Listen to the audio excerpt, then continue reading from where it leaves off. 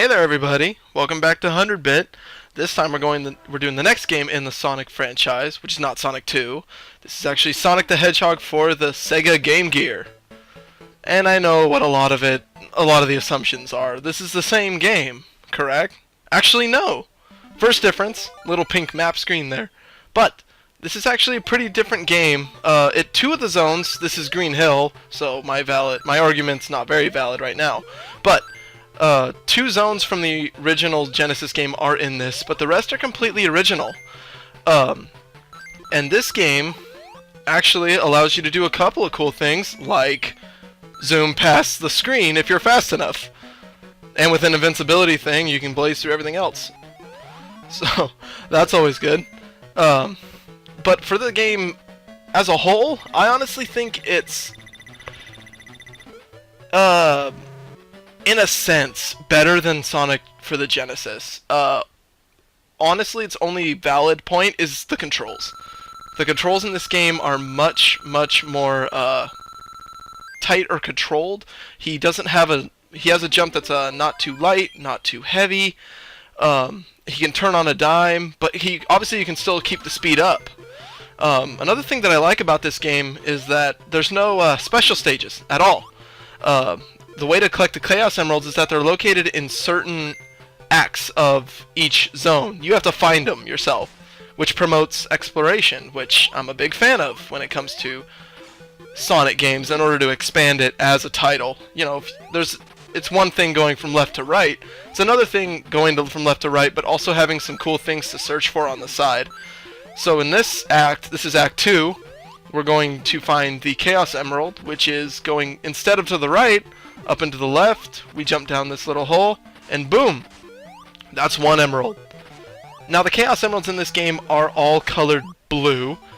It won't be until later that they establish actual colors for them. And even then, the colors and the size and the shape, they'll all be changed as we move through this wonderful little franchise. Now, I'm apologizing beforehand for YouTube's compression rate, I want to say, because I collected the shield power-up a while ago, and, oops, and, it might look like that there's a little floating bubble platforming here instead of a blue hedgehog. Oh, there we go, we fixed that. All it takes to get hit, and I don't have to worry about any compression problems. But, I, sad to say, can't help it. The way the sprite flickers when you collect a shield is, out of my hands. And so, but like the games, you hit the flag. And here's the fun part. There are special stages in the game. I guess I was wrong saying there are no special stages, but when it comes to collecting Chaos Emeralds, you don't need to do the special stages. But if you end the stage with 50 rings or more, you are now treated to a little special zone, where the objective is simple. You're thrown all over the place, collecting rings, just to stack up extra lives. There's also in here, there's a monitor that you can find right there. Hold on, just having a bit of a seizure. But that item box says, oh my. Anyway, the item box says cont for continue, and if you get that, you get a continue. As a game, though, it's not that difficult, so you can catch yourself raking up lives pretty easily in this title. So I don't find the continue boxes extremely necessary. I don't think even new people should not have a hard time with this title. And we end it with a Bucktooth Eggman, which you're going to be seeing kind of often. There's really no Sonic flag at the end of the stage. I think, from what I know, from what I have experienced, you'll actually be seeing it later on in the playthrough, is I think if you go through a game without any rings and don't take any hit, which makes sense because if you get hit you die, you complete the stage with a Sonic flag. But in most cases it's either the special stage if you have 50 rings or more, or Bucktooth Eggman telling you to screw off and move on to the next stage. This boss is a joke. I don't know. I don't even know what he does. If anybody else knows what he does, tell me. Just if you're not jumping into him 8 times immediately, and then, you know, I question your boss fighting skills. And boom, we're already at 5 lives. We started with 3 in the beginning. Well, technically 6. The 0 one counts. But now that we're done with Green Hill, we're on to our first original zone. Once it loads up, there we are, Bridge Zone. Bridge Zone is one of my favorite stages for essentially the music.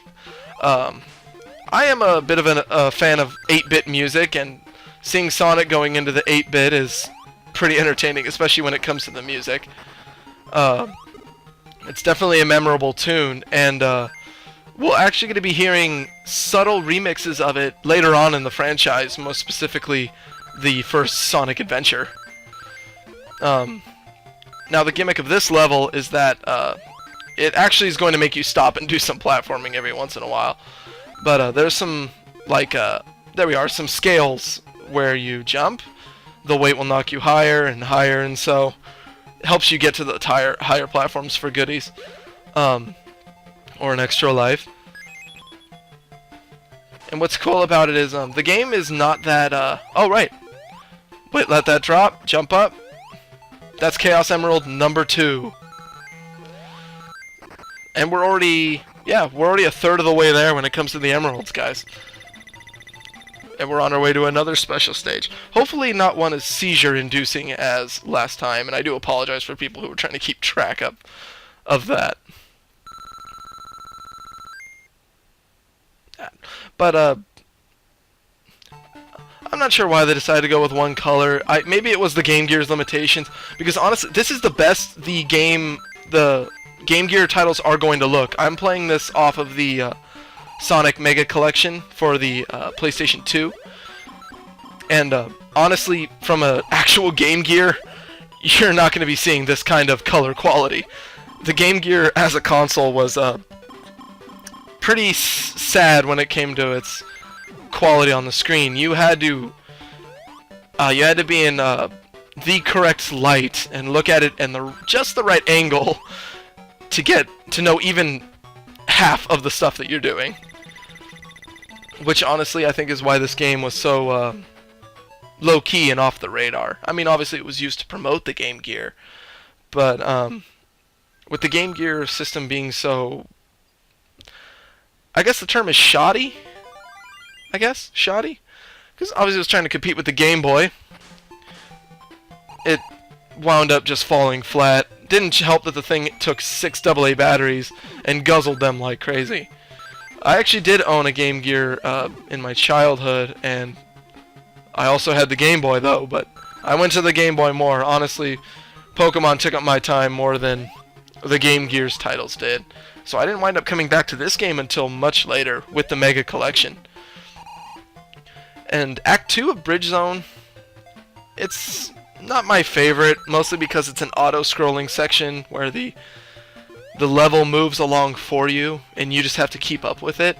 But, I mean, the point of the Sonic game is to go fast, is to see how fast you can go. You can't do it in this kind of stage.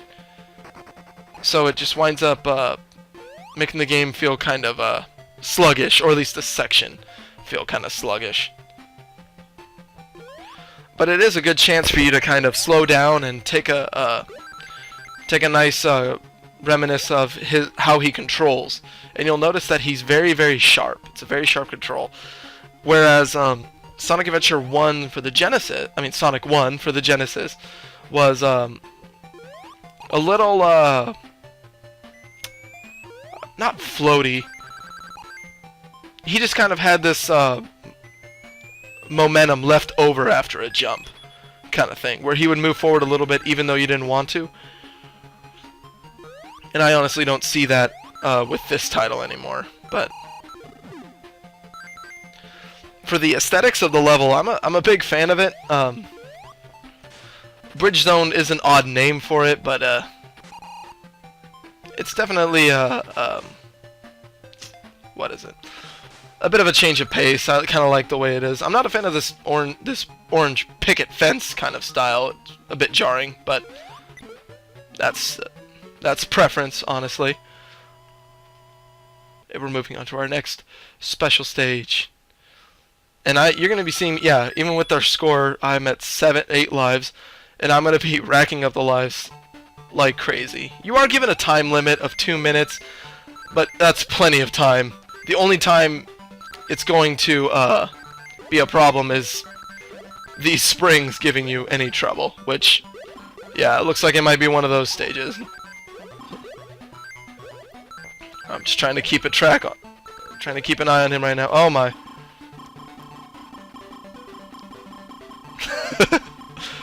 Sorry about that, guys. I had no control over him at this point. Oh, looks like I still don't. Oh my. Oh, hey, that was nice and convenient. Ah, we still wind up with Eggman. And I was 7 coins away from another life. No biggie. But this game is formatted the same way as the Genesis titles. You have to go through 2 acts, and then the 3rd act is the boss. It's only different in that the 3rd act is not an actual level. This is just a short, platforming challenge to get to the boss. Keep running here, in case you haven't noticed those flat bridges. They fall after standing on them. Now here's a little trick I'd like to do with this boss. Just keep pressing down on the D-pad or whatever controller you're using, and you'll roll into a ball, and using the hammock-like bridge, you'll be able to roll into him many times. If you keep pressing down, you'll stay in a ball, which will consistently damage him. And boom! No time at all. The bosses are never hard in this game, for future reference, by the way. But that is the end of part 1. We saved a couple of animals, and we'll be seeing you guys in the next 2 zones. And after it tallies up my score here, part will end, and we'll see you in part 2.